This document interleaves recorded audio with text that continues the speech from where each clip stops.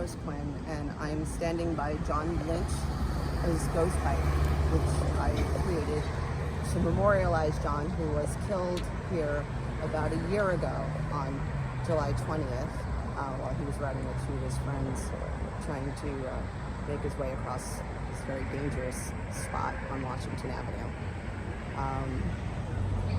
What do ghost bikes represent? I mean, ghost bikes represent the human being who once was there.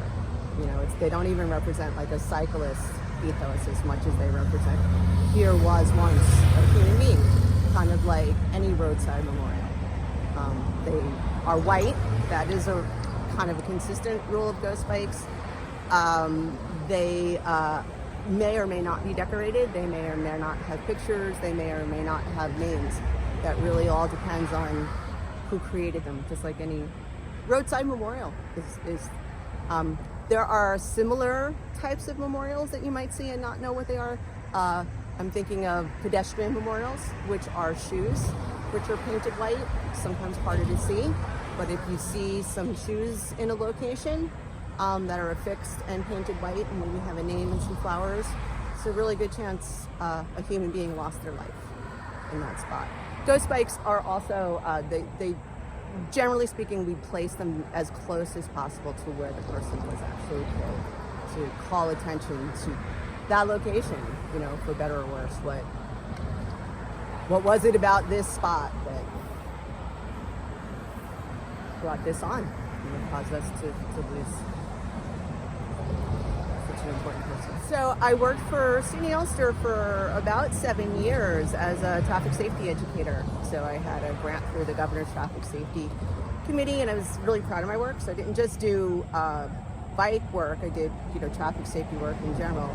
But I got acquainted with the Ghost Bike Project through a video I saw a gentleman named Merksa who lost his significant other, who I actually did talk to. Ironically, kind of like me, had been putting up ghost bikes before their person was taken from them.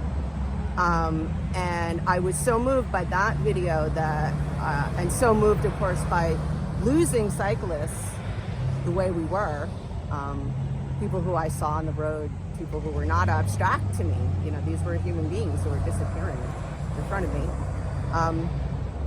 So it called me, you know, that this kind of work definitely it called me. I wanted people to really notice this. I want people to see. You know, 42,000 human beings in their cars, or by car, I should say.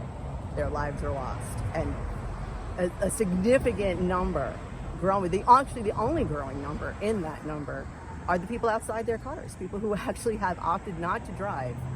Or just like all of us might be on any given day. You know, any of us can be a pedestrian. That's what we are right now, right?